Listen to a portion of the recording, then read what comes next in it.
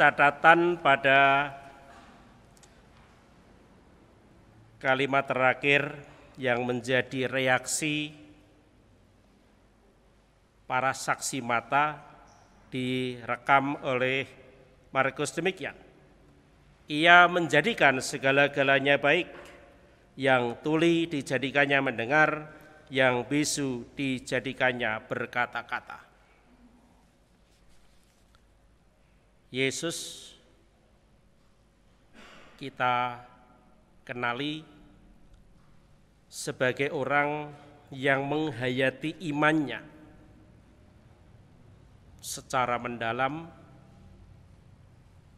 dan konsisten, sehingga dari iman itulah yang dia kerjakan dan dia ucapkan hanya satu, yaitu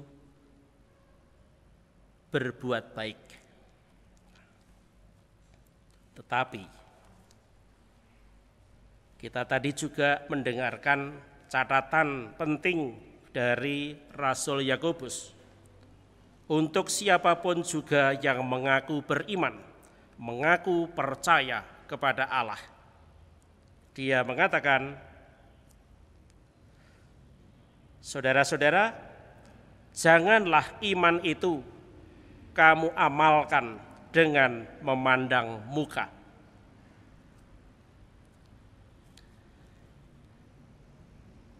Ada 3 catatan tentang kalimat ini, catatan ini untuk kita semua. Yang pertama, kalau kita bicara mengenai iman, itu tidak lain adalah apa yang relasi kita dengan Allah.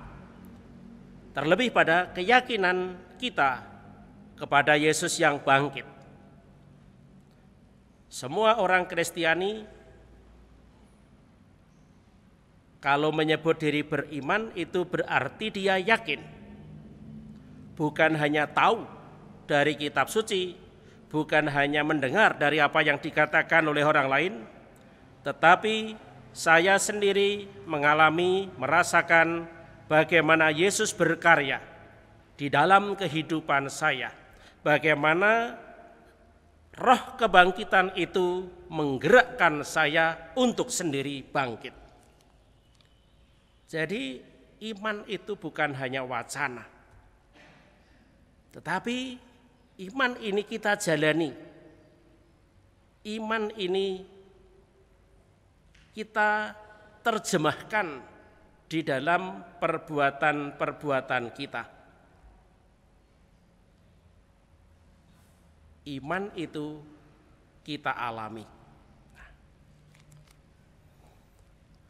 Tapi kita belum lama ini juga prihatin karena ada berita tentang pejabat.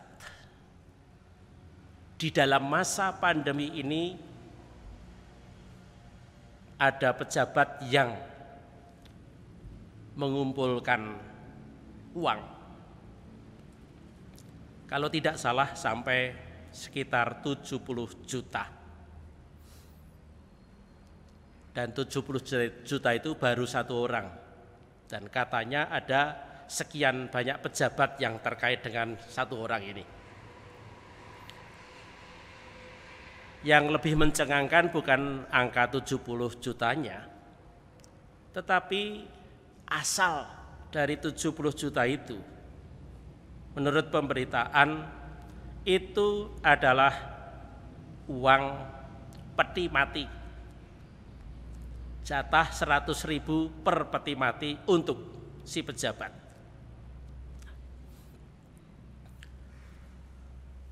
Kalau kita mau tanya, apakah pejabatnya tidak beriman? Jawabannya pasti beriman.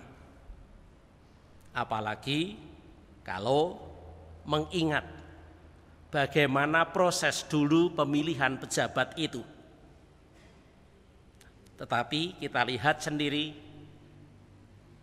bagaimana si pejabat ini bukan hanya lupa pada masa kampanye, tetapi dia lupa bahwa dia punya hati nurani.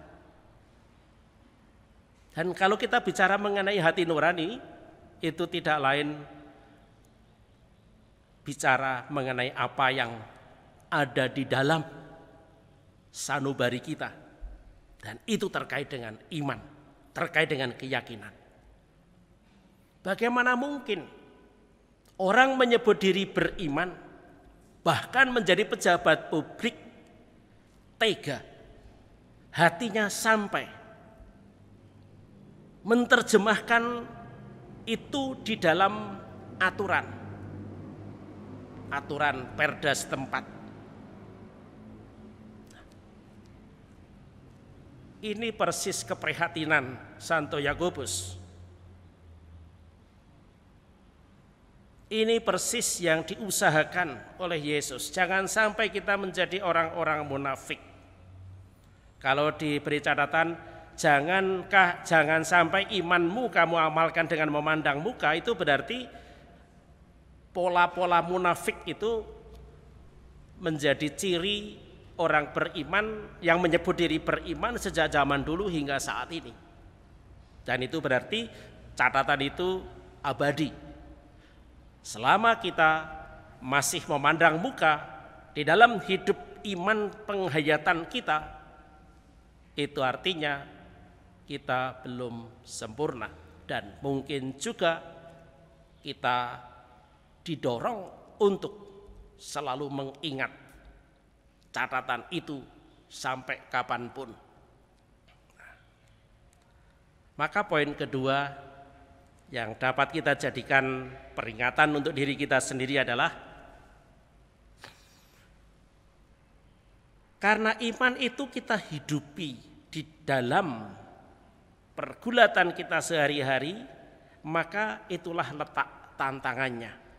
Tantangan atau ujian atau cobaan terhadap iman itu di dalam hidup sosial kita. Bagaimana kita hidup bersama dengan orang lain? Karena tidak mungkin kita beriman untuk diri kita sendiri.